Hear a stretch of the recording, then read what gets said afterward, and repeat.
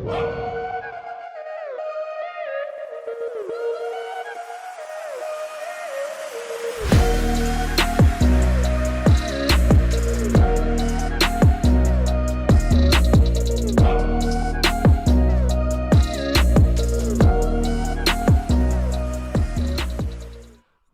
morning, good morning, good morning, good morning, good morning, good people. It is Wednesday, November 17th. I just have to say it is my Founders Day. I'm a member of the Omega Psi Phi Fraternity Incorporated. It is our Founders Day today. So shout out to all the Q Dogs. Shout out to all the bros out there. We're going to do it big today for Founders Day, baby. But it's a good day. It's a good day, Jay. We were just talking before the show. Your lighting is so good, and I want my lighting to be better. I turned off overhead lights. I got all this shit all around me. But you look good this morning. How are you, my friend? Thank you, my man. Thank you. It takes time. A lot of practice, a lot of mistakes. But I feel a little bit left out this morning.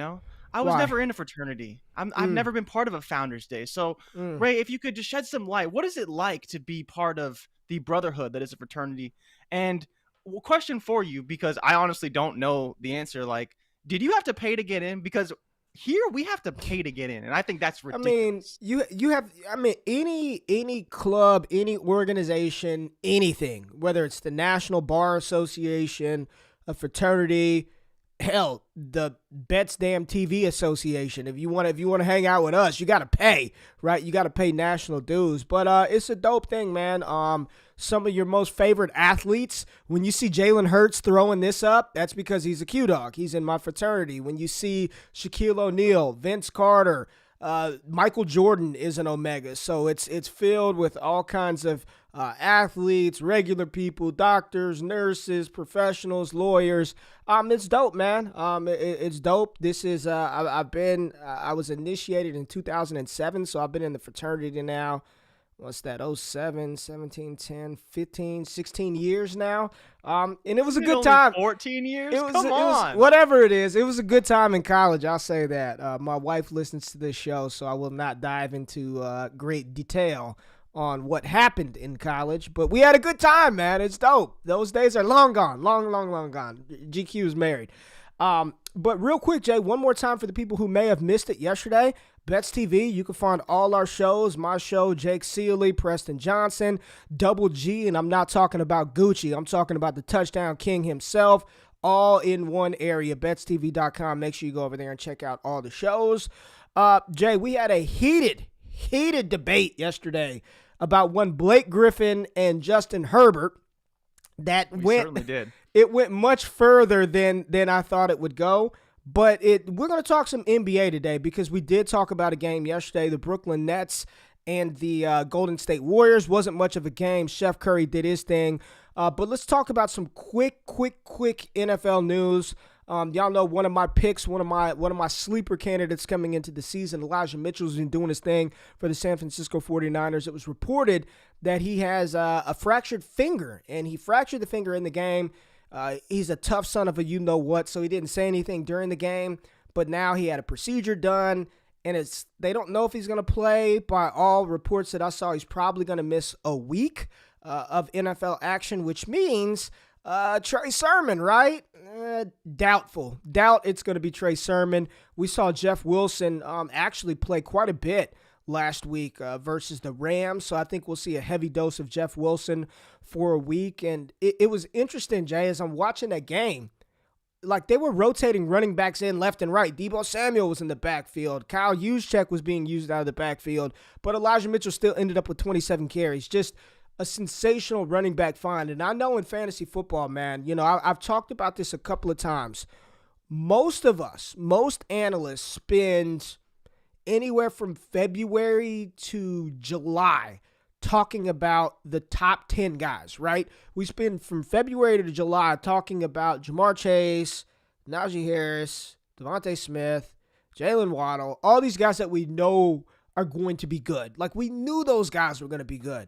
We got to spend more time. Jay, make sure you hold me accountable. This rookie draft season, I am going to predominantly spend most of my time on the Ramondre Stevensons of the world, finding the Elijah Mitchells, making sure that we don't pass over, players like that who you can find in your third and fourth round of rookie drafts, late rounds in your seasonal leagues that can help you win if you just give yourself a little patience and time. So Elijah Mitchell was definitely one of those guys, and I don't think the team is hoping he'll be able to play, but I doubt it. Everybody else that had this thing done, they missed like a week of time. So Elijah Mitchell probably out versus the Jaguars on Sunday. Le'Veon Bell is also out of Baltimore. Baltimore released the former All-Pro running back, Le'Veon Bell. He is now a free agent after, I think he was with the Ravens for like 5 or 6 weeks, and didn't really do a lot. The running game for Baltimore has just been decimated. No Gus Edwards, no J.K. Dobbins. But Le'Veon Bell in his release was very classy. Thanked the city of Baltimore. Thanked John Harbaugh. Thanked the Ravens organization. And I'm just so disappointed in y'all, people on social media, because you made Le'Veon Bell pour his soul out on his Twitter timeline. If you go to Le'Veon Bell's Twitter timeline, he is hashtagged washed, fell off, slow, bad rapper, wasted talent, clown, greedy, let down, old, overrated. And then he says, am I anything else I'm forgetting? Y'all have subjected this man who scored you so many fantasy points for years. Y'all have just slandered this man's rap game so bad that he had to hashtag self-deprecate himself a la B Rabbit from the movie 8 Mile. If you've seen 8 Mile, some of y'all youngsters out there maybe never seen 8 Mile, but B Rabbit goes up there and kind of just downs himself, and then Papa Doc, which ends up being the Falcon in the Marvel series, which is just so weird to me, couldn't win the rap battle. But y'all subjected Le'Veon Bell to that. You should all be ashamed of yourselves for doing Lev Bell like that, the great running back that was Lev Bell. The Chargers placed Joey Bosa and Jerry Tillery, 2 key cogs on that defensive line, on the COVID reserve list. It is unknown at this time if either are vaccinated. We don't know. Nick Bosa, I don't believe Nick Bosa believed in it, so I don't know where Joey stands. But if they're not, they're going to miss the game because of the 10-day quarantine. I don't know who the Chargers play this week. It's probably scrolling down there on the screen somewhere. Pittsburgh. Well, they probably could still do damage versus that offensive front even without Joey Bosa and Tillery, but that would be a huge loss for the Chargers and would be a big boost for Najee Harris. So let's pay attention to that because it could, you may be able to catch some Najee Harris lines early. I know Kevin Adams, the CEO of Bets TV, definitely caught some early lines on some prospects plays with like A.J. Dillon and some of those players. So just stay tuned for the Joey Bosa news because that will impact the Chargers defensive front. The MLB Cy Young Awards for the best pitcher in baseball, they will be announced tonight, and the MVPs are coming tomorrow. And I've got a little juice on Vlad Guerrero Jr. Do I have a shot, Jay? Is Vlad going to win MVP? Do I have a shot for that MVP money cash out? This year, no. As good as Vlad was, Vlad's the youngest player to ever win the Hank Aaron Award, so there is that. He did win the Hank Aaron Award, but I don't think he's going to win the MVP. It's probably going to be Shohei. Good for Shohei, man. He had a 6th season. Yeah. But what's crazy is the Blue Jays had 2 MVP candidates because Marcus Semien was also an MVP candidate as the final 3, and they didn't make the playoffs. We'll talk about the Staples Center, man. They're being renamed to Crypto.com Arena. It's kind of cool, right? It's one of those things when arenas get renamed, it's very weird. You just get accustomed, especially Staples Center. I don't know how long they've had Staples Center as the name of, the LA Arena, but I have to imagine it's probably been 10, 15 years at least. For as long as I can remember, it's been the Staples Center. Yeah. But you think about how much they'd have to pay to get that naming right. Crypto.com must be loaded right now, man. You think about how much Bitcoin and Ethereum they must be holding on to. I'm curious, if you were the Lakers organization, would you take payment in crypto? Crypto.com comes to you, says, we want the naming rights. Are you taking that fund in Bitcoin or are you taking it in dollars? I know here in Dallas, the American Airlines Center, you can pay for your tickets in crypto, like Ethereum or Bitcoin. Yeah. I really think that's, 10 years from now, I think if you go to a restaurant, it's just going to be like when they ask for your debit card, it's just going to be as common as, do you want to pay in crypto or cash? Like, I think we're headed to that direction, but I would assume if the whole arena is going to be called crypto, the .com is bothering me, like crypto.com Yeah. arena. Like, why wouldn't it just be like crypto something, LA crypto? I don't know. But the crypto.com is bothering. You know what else is bothering me? The light in here. I've got to change this. Filibuster for me for 8 seconds while I can't do it, man. It's fucking light. I can't do it. All right. So the other piece of news that I have to give credit to a manager who I just absolutely hate, it's Kevin Cash. Kevin Cash, the manager of the Tampa Bay Rays, won his second manager of the year award in a row. Do I look better? You look a little better, yeah. You look better. All right, But yeah, you know, Kevin Cash, one of the back-to-back manager of the year, only manager ever to win back-to-back manager of the years. He's, of course, the manager of the Tampa Bay Rays. Tampa Bay Rays were good last year. They're good this year. I don't really think he deserved it. You know, he had a good team. The thing is that they lost a lot of guys in their bullpen. Everyone knows the Rays, they have a terrible payroll, but they have great management. I don't believe that Kevin Cash is the reason why they win games, but if people want to give him credit, that's fine. I think Dusty Baker could have won it. I think Alex Cora could have won it. I think the Seattle Mariners manager could have won it. He was probably the favorite with how bad they were projected to be. They ended up playing very well, almost making the playoffs. But shout out to Kevin Cash for winning back-to-back Manager of the Year awards. I don't agree, but I'm not a voter, so it's fine. You know, what are you going to do about it? Man, where are you going, man? You're still trying to fix your life. You muted though. But you looking good. I legitimately didn't listen to anything you said about that Kevin Cash. Okay. I just know his name, Kevin Cash. But thank you, Jay, for that update.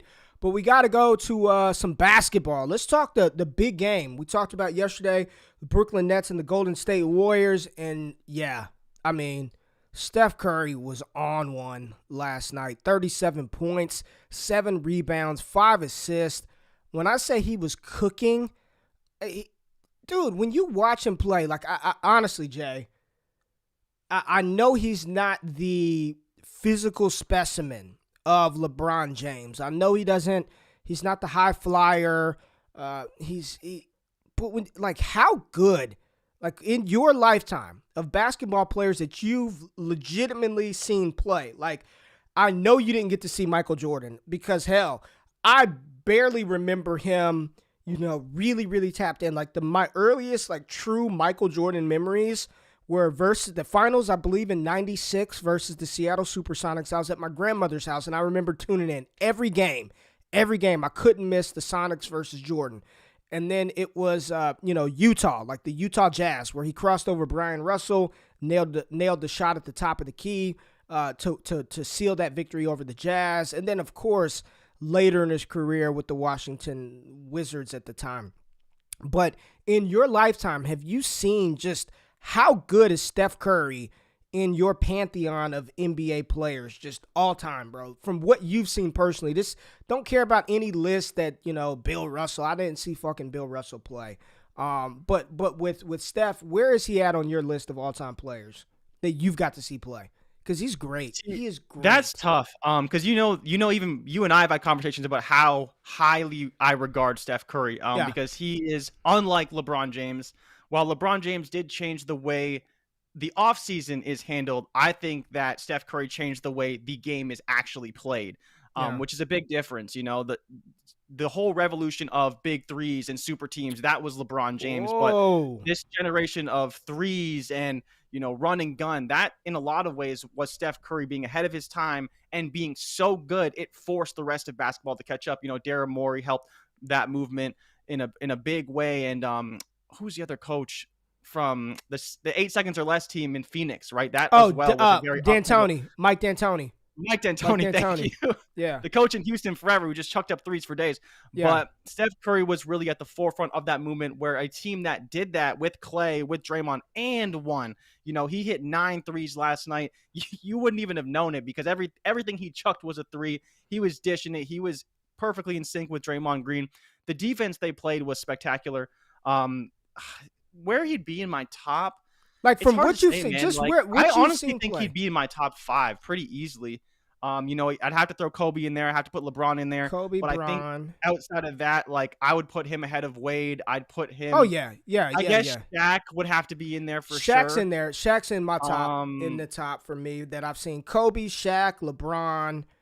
Who else, man? Like, there's not a whole lot of guys. KD is definitely up there for me. Like, KD. I'm a massive KD fan. I KD. think KD is better than Steph, but it's very difficult to argue with what Steph has accomplished. Yeah. KD is just a freak. Like, he's 7 feet tall and he Yeah. can shoot from anywhere. Where Steph's doing it at 6'3". Like you said, he's not as physical, but his game is getting better and better. And you're very lucky. Tim Duncan is a good one. That's a good comment. Tim Duncan's a great player because he's not flashy, but great player. I think Steph's better than KG. I think Steph is a better player that I've seen than Kevin Durant. I think he impacts the game way more than KG did.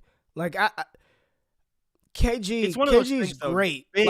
Bigs will never impact the game the way Steph does, the way a guard will, who can stretch the floor that much. Like, it's really Steph and Damian Lillard are the two that stretch the defense unlike no other in the NBA. But the thing is, there's still a huge gap between Dame Lillard and Steph Curry, in my opinion. Like, I don't think KG can truly just take over a game like Curry can, because of the fact that Steph can have the ball. He can walk it up court, and in 6 seconds, boom, there's a three-pointer right there. And then right down the court, boom, there's another three. Like, if Steph does that, like, 3 times in a row, that's 9 points. If KG does it 3 times in a row, he's got 6 points. Like, it's just he can impact the game quicker and in a higher magnitude. And when you get, like, dagger 3'd like he was doing last night, you're just like, what do you do? Like, what do you do? What do you do? And then not only can Steph – I think Steph's underrated. I think he's one of there's a stat out there, Jay. His points in the paint, like, he gets to the bucket at will as well.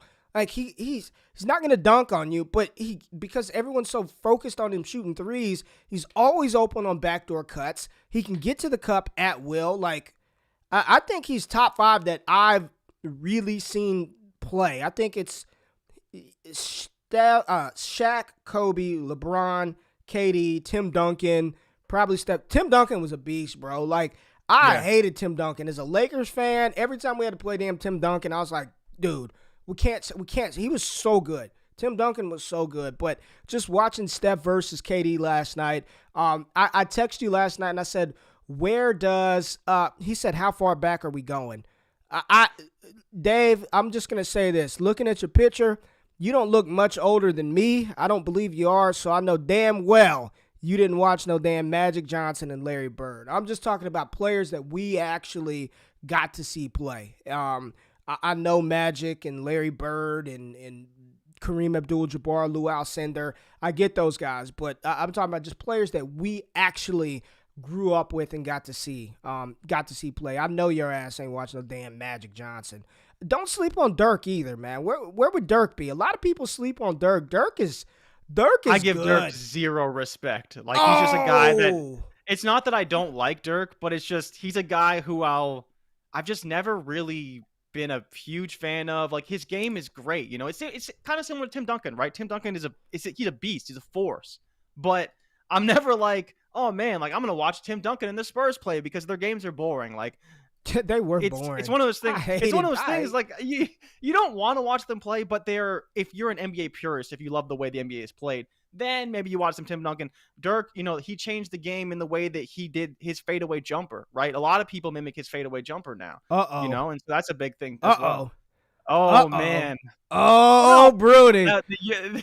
Brooding. I love me some Dirk, though. But the underrated thing about Dirk is he really did pave the way for a lot of European players today. A lot of European players look up to Dirk, and that's probably going to be his greatest impact on the NBA. All right. Well, the Warriors are good, man. I mean, they're are they the number 1 team in the best record in the NBA right now? Yes, sir. Best record in the NBA. They still don't have Klay Thompson back. They wasted a pick on James Wiseman. Do you think they're, I'm looking at the Bucks. The Bucks don't look too hot right now. The Lakers are all over the damn place. The Nets don't look good. Like, the best teams that I've seen play this season are Chicago and Golden State. Like, those two, man. Chicago and Golden State, man. Chicago, what happened? What happened? Can we please talk about how they just dumped all over your Lakers 2 days ago? They beat them like 120 to 104. And then after the game, Anthony Davis was literally saying, we suck. Like, in the third quarters, we suck, and we don't deserve to win anything. I was Yeah. dying. It's not Dying. good. It's not good DeMar in La La DeRozan Land. dropped, I think DeMar DeRozan dropped 30, 37 or 38. 37, 38. Yeah, it was not good. Dude, the Bulls are good.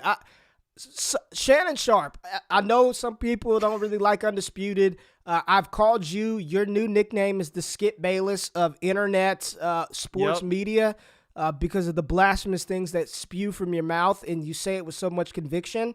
You are now Jordan Bayless. But I heard you're okay, and I love that you embrace that. That's why we work well together. You allow me to just rail on you, and you take it, and I love that about you, man. I will forever be grateful for you being my microphone punching bag. But I saw Shannon Sharp say that he thinks Lonzo Ball is a better player than LaMelo Ball. Do you believe that? No. Why would he even say that? He just said he's a better defender. That is true. Yes, Lonzo Ball is one of the best defenders in the NBA. He's fantastic. He's a really good. He's a very good facilitator. Much like, if we're just saying, I think he's on par with LaMelo as a facilitator. Where he lacks is the offensive side of the ball, but that lacking on the offensive side of the ball isn't that big of a gap of what he makes up on the defensive end. I don't know. I just thought it was interesting.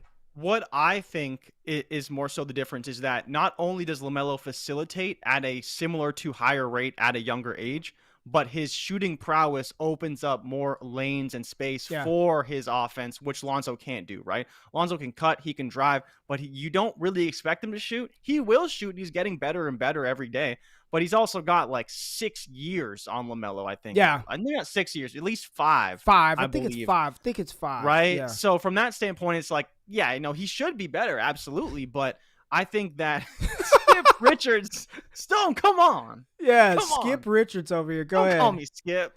Yeah. But it's interesting. I can appreciate it because the defensive side, I think Lonzo will always be better on defense.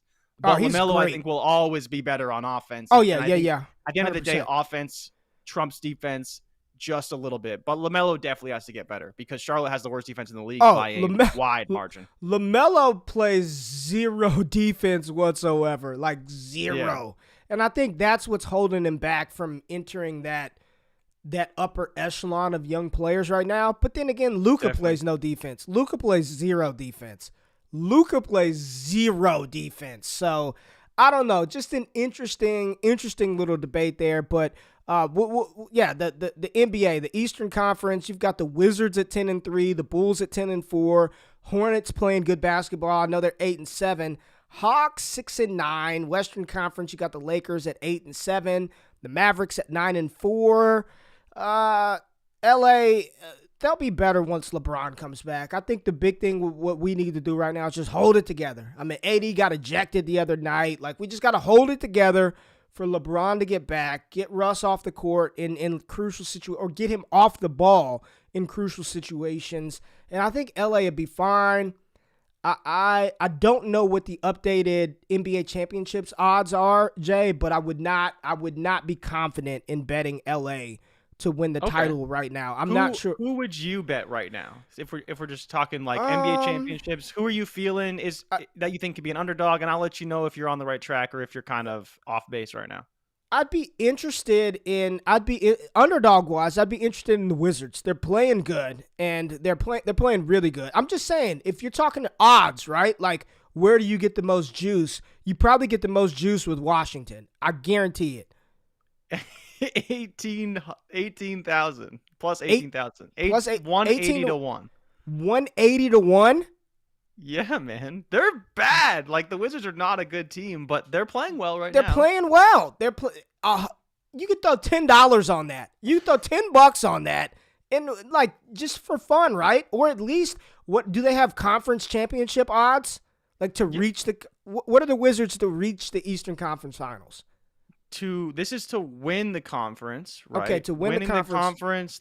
Where's the Wizards? Where are the Wizards at? Wizards 80 to 1 to win 80 to 1 conference. Just to win it. Dude, I never in a million years would have thought during that COVID season that the damn Miami Heat would have went to the NBA Finals, because they were they went into the playoffs as the 8th seed. Did the Heat go into the bubble as like the 7th or 8th seed, and they made it all the way to the NBA Finals? I think they were the 5 seed. I think they're the 5 seed. Maybe. I don't think they were that low. They weren't the top seed. We know that. So yeah. In basketball, anything can happen, dude. The light is. Do you see the screen right now? Do you see what I look like on screen? Yeah, you look fine, man. Does it look fine? It looks all ashy as hell on my screen. What are the Chicago Bulls? What are their odds? To what? Win championship is 40-1. Conference winner 18-1. That's not bad to win the conference at 18-1. That's not bad. Yeah. That's not bad to win their odds than the Hawks right now, which is a little bit surprising. Yeah, the Hawks made it to the final, and they look stank. The Hawks look stank right now. They don't look good at all. I tried to watch them the other night because I thought Collins would do something. I wanted to see Ice Trae play. They look like a damn mess. Okay, hold on a second. The Lakers are still favored to win the West. Of course, because it's LeBron James. It's LeBron. Why? They're not even playing well. It's LeBron, Anthony Davis, Carmelo Anthony's playing really good basketball right now. But Bulls, man. Okay, so Clayton said, I got Bulls winning the East at 45-1 before their offseason. Yeah, that's a dope bet. Okay, the Heat. Somebody's got the Heat. Somebody's got the Heat as a dark horse. Thank you. Where are the Heat at? Okay, that's what you wanted to hear. Where are they at? Heat are 15-1 to win, and 6-1 to win the conference. Remember when we talked about it? They were 25-1, so they've already come down quite a bit. I told you they're dark horse, man. They play great defense. Did you see Fred Van Vliet's Selly, the big? What is he? What's going on here? It's Sam Cassell, right? So Sam Cassell when he walks on the feet and he's like, it was after he had a game where he's going. Yeah. And he got fined 15 G's for that because every time someone does that Selly, every time someone does that Selly, they get fined. And so Fred Van Vliet got fined 15K for that Selly. Yeah. Devonta Smith did it on Sunday versus Denver. Oh, did he? Yeah, when he caught his second touchdown pass, he ran down the field doing the Sam Cassell big balls celebration. So the funny thing about Fred is, so he hit that. It was like a near game winner. Ended up winning the game. But Sam Cassell was on the Phillies bench because he's a bench coach for them. He was at the game and he did it. He did it. He saw him do right the big balls. Yeah, that's dope. All right. All right. Enough basketball talk. Let's pivot. Let's pivot. You saw that basketball pivot? Give me some credit, baby. Dad jokes. Terrible. Heisman Trophy. Look at you. The background is right. We don't have Tyreek Hill in the background today. All right. Heisman odds for November 17th. We got Bryce Young at the top. Look at C.J. Stroud, man. Golly, he's right there. That was surprising. Really was surprising. Wow. I got C.J. Stroud at 12-1 in the summer. This may pay off. It may. Honestly, Jay, I don't know what's going to happen. I honestly think it's going to come down to the title games. The SEC title and the Big Ten title. It's going to come down to that game because I think votes are cast before the college football playoffs start. So we've got Michigan State, Ohio State this weekend, correct? I believe that's one of the big games this weekend. Let me check. I'm almost positive. And if Michigan State gets blown out, which I fully expect them to do. I fully anticipate, well, maybe not blown out, but I don't think Michigan State's going to be able to stop Ohio State's offense. They got the best offense in college football. The best offense, hands down. You're correct. And Ohio State's favored by 20. And Ohio State's favored by 20. I think they're going to – Kenneth Walker should be able to run on Ohio State, but they can't keep up. They cannot keep up. C.J. Stroud goes out there and lights up Michigan State. That will knock Kenneth Walker out of the Heisman Trophy. That's it. Kenneth Walker's done. If they somehow corral him, if he only ends up with like 112 yards, he's done. Ohio State's in the Big Ten title game. I don't know who the hell they're going to play in that matchup. I know they still have to get through Michigan, but I think this sets up very well for C.J. Stroud to win the Heisman Trophy because I do not believe, Jay, I don't think there's any world in which Alabama beats Georgia. I just don't, man. I do not believe Alabama can take down Georgia. C.J. Stroud's going to win the Heisman Trophy. C.J. Stroud's going to win that. C.J. Stroud, the player that a lot of people, Matt Bruning hates him. He's an Ohio State. You're not a fan of C.J. Stroud either? No, but I remember week 1. Remember after he kind of laid an egg a little bit against Minnesota in the first half. We were a little bit concerned. Then week 2 they lost to Oregon. We were concerned. We were real concerned. Yeah, but we were on the train from the very beginning. He is going to have the numbers, and that's why he can win the Heisman, right? That's what it came down to. And I'm with you because Bryce Young is not winning the Heisman. He just hasn't been good enough. He doesn't have the numbers. He hasn't been good enough. I don't think Bryce Young. I can't even believe he's still the favorite, honestly. Kenneth Walker, I think, has a shot, but I do think, I don't know how it would happen, but Matt Corral could maybe win it. Nope, it's done. You don't think he can win it at all? No. He's no. Just get excited for Matt Corral and his NFL outlook, but Ole Miss, they're not good enough. They're not in contention, and honestly, he's not even putting up gaudy numbers. His numbers aren't close to Stroud. They're not close to Pickett. He's just been really good. He's been really, really good this year. And I think what he's done this season bodes like it's better for his NFL outlook than his college football award season outlook, if that makes sense, right? Like, I think what he's put on wax this season is more impressive for NFL scouts than it is for college football voting committees. CJ Stroud on the season, he's almost, say what you want, but he's over 3,000 passing, 30 touchdowns, 5 interceptions, 69% completion percentage. What's interesting is I thought he was a little more mobile than what he is, but he's a standard pocket passer, only 22 carries for 4 yards on the season. He's going to win the Heisman, man. As long as Ohio State doesn't fumble the bag down the line. And unfortunately for Ohio State, they still got to deal with Michigan. And then I don't know who the hell they're going to face from the other side of the Big Ten in the Big Ten title game, but they should wash whoever it is. If it's Wisconsin or I don't know who they're going to end up playing, but they should absolutely demolish whomever in the Big Ten title game. That offense is just devastating, man. Those 3 wide receivers plus Jeremy Ruckert at tight end, they're too good offensively. They're way too talented offensively. CJ Stroud's going to win the Heisman. So if y'all are out there and you want a couple of quick dollars, just throw $20 on CJ Stroud and get a couple of dollars here in a couple of weeks because he's going to end up winning the Heisman. Real King says Matt Corral doesn't have the Heisman ring to it. Corral has more total yards. Yeah, he has more total yards with rushing, but they're just not good enough. They're not a good enough team, and he's not doing anything just spectacular in order to win it. Like, even though they may be a little bit better, they're all right there. Kenny Pickett, Matt Corral, hell, you could throw Carson Strong and how many passing yards he has. But Corral was done. After they lost those 2 games, it was a wrap for Matt Corral to win it, especially when you have a player like when you have a team like Ohio State, Alabama, Kenneth Walker, 1,500 damn yards with under 230 carries. It sets up better. Like, again, we talk about our takeaways from this season. I think what people need to remember, especially college football enthusiasts, is our opinion on what these players can be at the next level have zero bearing on the voting award season for college football, and how long was I saying that when people were putting money on Bijan Robinson? I was like, that's just, you're wasting money. Like, you are wasting money on a player for a team that's only going to win 5 or 6 games to win the Heisman Trophy. Like, it's just burnt money. You might as well just give it to me.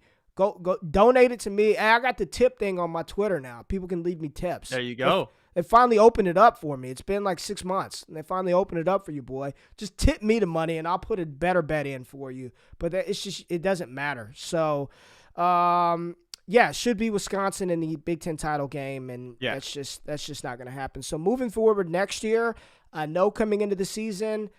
Now, I will say this. Early look ahead. What did I always say? If you're going to bet a running back, you need to bet a running back that's going to be playing on a team that's in national championship contention and that's going to put up gaudy numbers.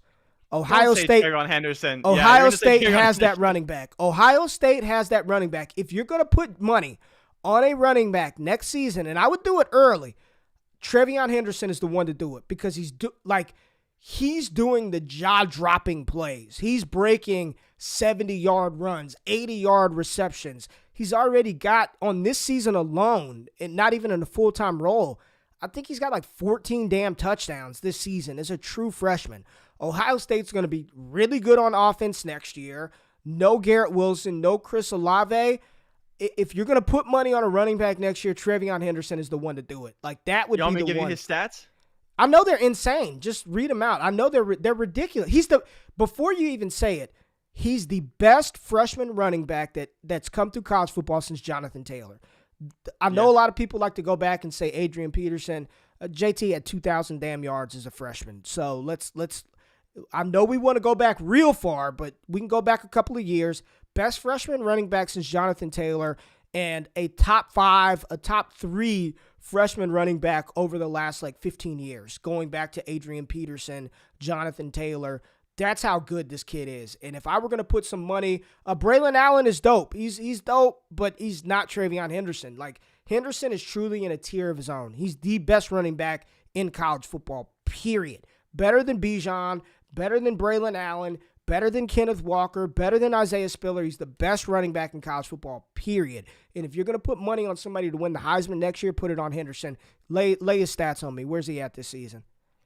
10 games, 141 carries, 1,035 yards, 7.3 a carry, 14 touchdowns, 16 receptions, 223 yards, 13.9 per reception with another 3 touchdowns through the air. Just ridiculous for a guy who basically didn't start the first 3 or 4 games of the season. How many carries does he have? 140? 141 for over 1,000. Insane. 14 touchdowns. Bro, Jesus. He's good. He's the best running back in college football. He's unreal. He's second in the Big Ten in yards from scrimmage. He's probably only behind Kenneth Walker. That's it.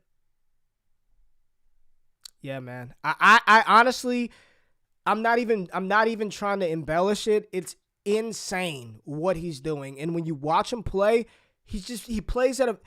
Do you know how good he's gonna be? He's not even draft eligible for another 2 years. Yeah. If you're Trevian Henderson, do you think he could not play another down for 2 years and still be a high draft pick?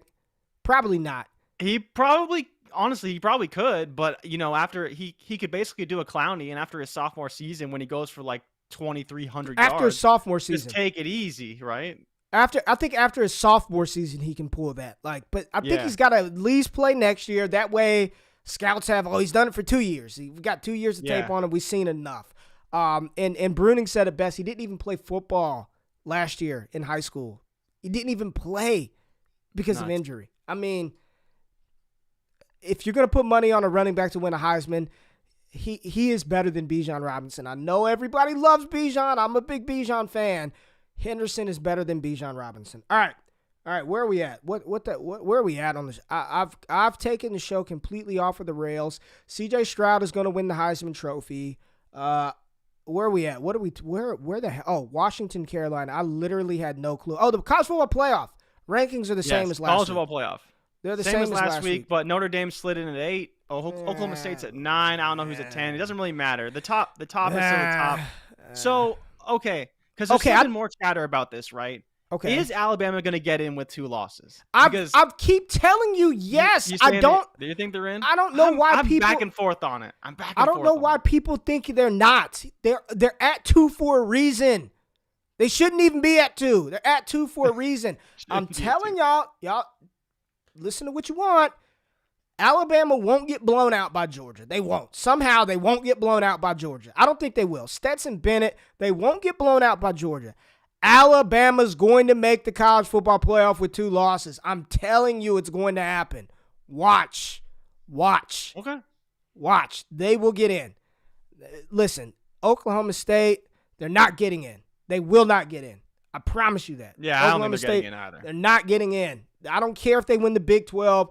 Oklahoma State will not be in the college football playoff. Book it. They will not. Clip this if I'm wrong.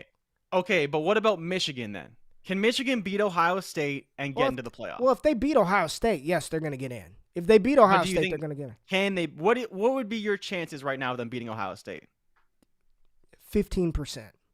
Ooh, wow, that's pretty good. I would take that as a Michigan fan. Stone's going to be happy. 15%. And the only reason I say that is if they can force C.J. Stroud into some bad throws. We've seen Stroud do that.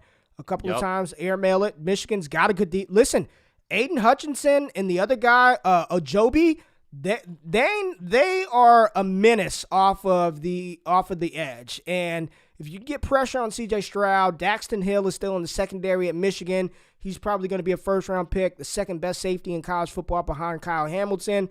They've got, I think Aiden Hutchinson's going to be a top 3 pick. It's probably going to go Kevon Thibodeau, Aiden Hutchinson, because the Texans are probably going to have the number 2 pick.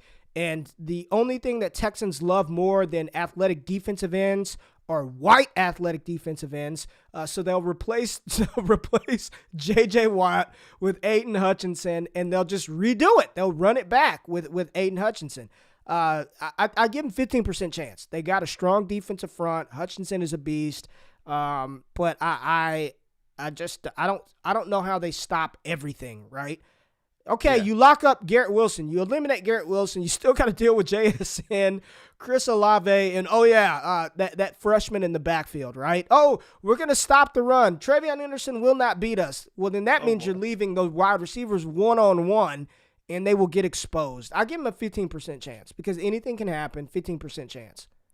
All right, so one other thing, 2 things actually. One thing we haven't mentioned on the show yet, and I'm disappointed in both of us because there are people out in the middle of nowhere who are just raving right now, cheering, because their Kansas Jayhawks beat the Texas Longhorns this week. Oh, yeah. We didn't talk about that at all. Talk about how Texas What's there to talk about? What's there to talk about? Terrible. Texas football is dead, man. Texas I've been telling you this for how long? Texas is overrated.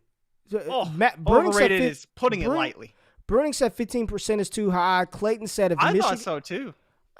Listen, anything can happen in college, man. Any given Sunday. What would the chances have been Kansas on the road in Austin to beat Texas? Like, what odds would you have given that? It was. You know what I mean? Like we're talking 20-1 at best. Yeah, shit happens, man. And Kansas only won one game on the year, I believe. Heading they into were that 1-8. They were 1-8. So anything could happen, man. These are young. I guess. Because I worked in college athletics for so long, I've been around how like these young dudes, dude. They got it. It's just I know how to. Sometimes they're like they just don't get up to play, man. Anything can happen on any given Saturday. But yes, Clayton, if Michigan State wins against Ohio State, then he's your Heisman. They're 20-point dogs. They couldn't stop David Bell. They couldn't stop David Bell and Purdue. Was 20-point dogs. What happened? Yeah, they couldn't. They lost by like 25. Yeah, they couldn't stop. I don't think there's. What a hypocrite I am. I said there's no chance, and I just sat there and gave this big diatribe about any given Saturday except for Michigan State beating Ohio State. There's no chance in hell. I'll give it a 1% chance. 1% chance that Michigan State beats Ohio State, and I love Kenneth Walker. So then the other question I wanted to ask you about was Oklahoma's quarterback situation. I was going to ask you about that too, man. What do they do this week? This week doesn't really matter, you know. Do they go back to Spencer Rattler? No. It's Caleb Williams. I don't want to be reactionary, but is there any concern about Caleb Williams not being the player that we all want him to be? I'm just asking the question, like. I think about this so many times, man. Like I love y'all. This isn't some stupid game that I play. I didn't just get into college football because of Devi. I didn't just get into college football because of C2C. My father played college football. My goal growing up was to play college football at some level. Like I worked in high school. I worked my ass off just to have an opportunity to be recruited by some smaller Division I schools. UNLV, Southern Utah, they were 1AA at the time. The biggest school that I actually had big time interest from was Boise. Like I love college football. I don't just do this for fun. And I've seen so many times where these highly rated guys, they come in and they flash and then they flame out and they don't end up becoming what we thought they would be. They don't end up working out. So as sure a thing as Caleb Williams we want to think he is, I don't know, man. I don't know. Like after next season, I think we'll know a little bit more.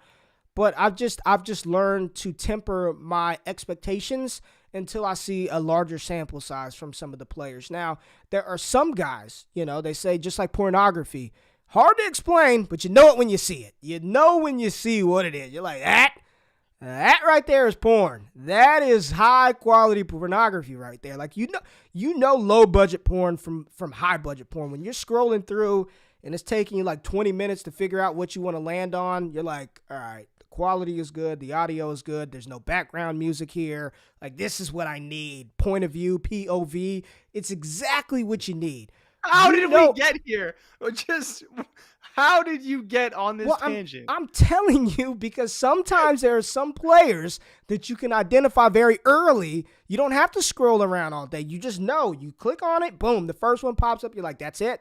That's what I needed for this evening. I'm good to go. Trevian Henderson is that piece of pornography. He's that guy that you don't have to scroll around for. Like, he's going to be good. I don't need to see any more sample size.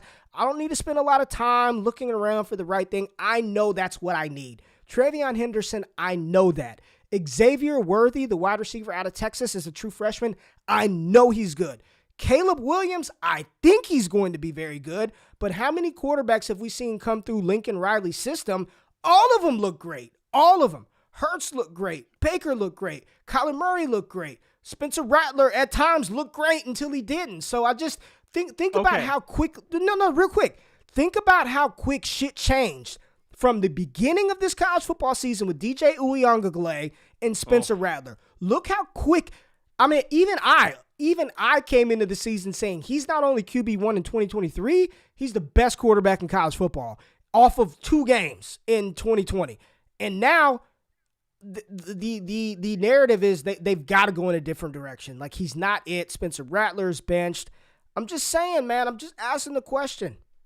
So I'm with you. I think that a lot of us in the college football Devy community have DJ Yuck syndrome because we just can't anoint someone like that anymore because we did that and we've done it before. We did it with Spencer Rattler and he actually, he looked okay last season and we've done it before with other quarterbacks, but it's just, I don't think it's going to happen. I just don't. I don't know what's going to happen with Caleb Williams, but I am fearful. There are a lot of rumors of Lincoln Riley potentially going to LSU. There's a lot of rumors in the past couple of days of Lincoln Riley getting asked questions about LSU and is there interest? And, he says, no, I'm here. I'm in Oklahoma. He got his new deal, all that.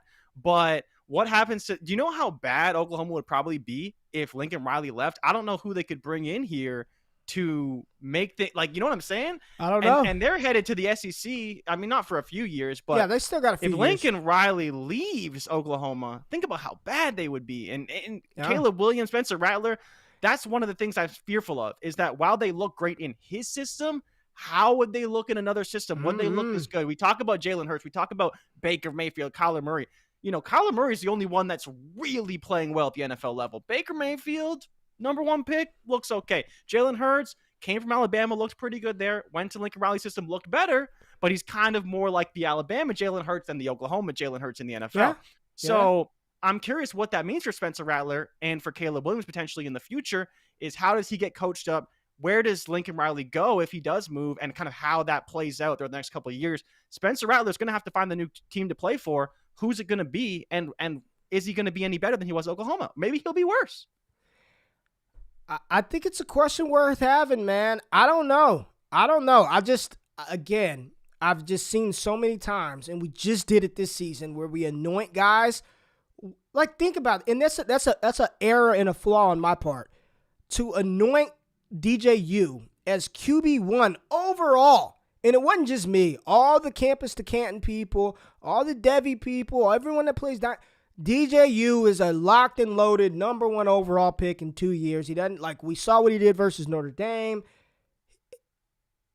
At this point, he's a day 3 pick. If he were to enter the draft. What I will say, though, Ray, just to kind of interrupt you really quickly, is that I think part of the problem was that there wasn't a clear-cut guy. We're looking for a clear-cut guy in 22, doesn't exist. So DJU was kind of he seemed like the clear-cut guy in 23, and that's why he leapfrogged all the 22 guys. You know what I'm saying? No one really – actually, to your point, you were on Matt Corral early in the year. But I don't even know if you thought he would be the number 1 overall quarterback kind of – I don't know. Did you feel that way? No. Coming in, it was Spencer Rattler. I thought it was Spencer Rattler. I'm not going to lie about it. I thought it was Spencer Rattler. I was like, it's going to be Rattler.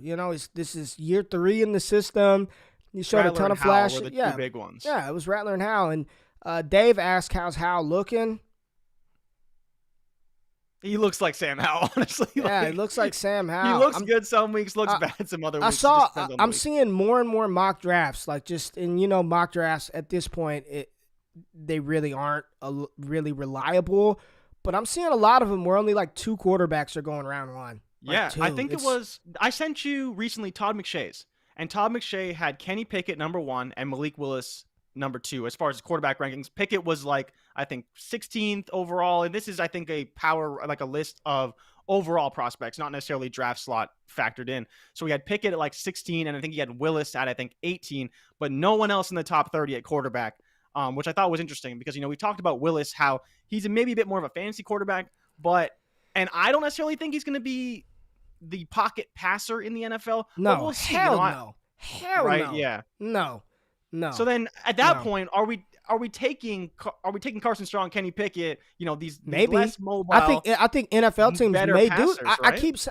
I keep saying it. I believe that Matt Corral will be the first quarterback off of the board. I truly believe that. 2 and 3.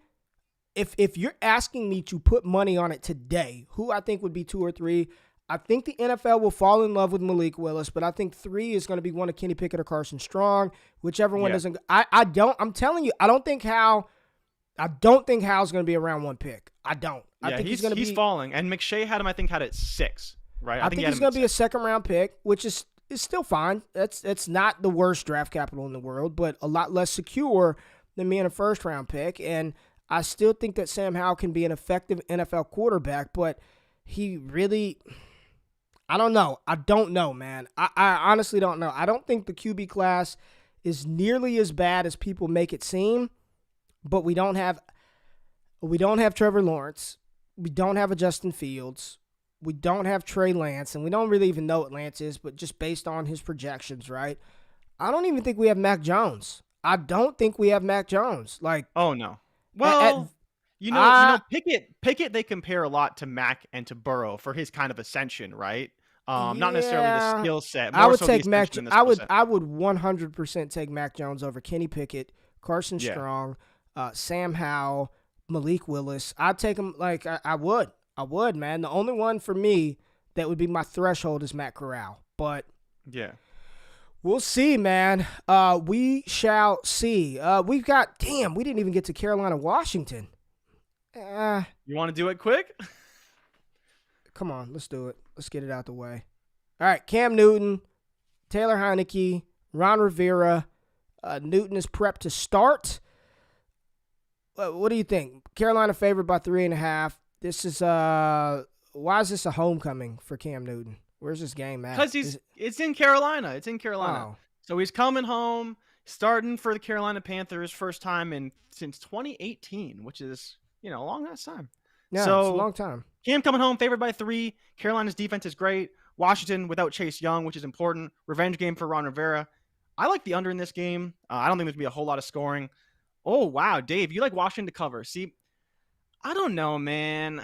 Washington to cover, they're okay. But my only fear is that Ron, what if Ron just hates Cam? He didn't want to bring him into Washington. But Cam kind of hates Ron, too. I think I'm with Clayton. I think I like Washington to cover as well. They're playing. Listen, I don't care what you want to say. Oh, Brady got unlucky. Yada. That was as an impressive of a win as somebody would get over the defending Super Bowl champs. What Washington did after losing Chase Young, that could have just been a demoralizing, loss for them. And they slammed the ball down Tampa Bay's throat. They were relentless trying to run the ball. Terry McLaurin came up huge with some big-time catches. Carolina, we didn't see Cam throw a lot. He wasn't asked to do that. They blew out Arizona. He wasn't asked to throw the ball a lot, but he's going to have to throw the ball to beat Washington. DJ Moore, is he the most, just frustrating, disappointing wide receiver 1 in the NFL? Honestly, I don't think he's the most overrated and underappreciated receiver at the same time. At the same time, right? Because his actual fandom and how people feel about him, he's the a top 5 receiver, and he might be, But in the same breath, it's like he's still the guy who's playing like Julio Jones, getting a ton of yards, a ton of targets, and no touchdowns. So his impact isn't as greatly felt as some other high-end receivers. What Cam's going to do, I don't know. But like you mentioned, Washington, they have to beat them through the air. Carolina has one of the best defenses, period, in the NFL. Washington's going to have to beat them through the air because they have one of the best run Ds. Same thing on the other side. That defensive line is still great, whether Chase Young's there or not. Carolina's going to have to throw the ball to win this game. I'm curious, how Christian McCaffrey gets involved from a running perspective. I think they should try and limit him more to the passing game. Not to say that he doesn't get 15 carries, but he doesn't need 20 carries. Give those to Chuba Hubbard and let Christian McCaffrey do his work in the passing game where he's going to be more effective, where touches will be better suited. Well, most frustrating is Allen Robinson, but that's because the Bears stink. The Bears stink. That's just what that's just. But the truth. I'm laughing at Toronto Dave calling you Skip Richards. Going to make me turn the show off with the DJ Moore. I love DJ. I think we all love DJ Moore, right?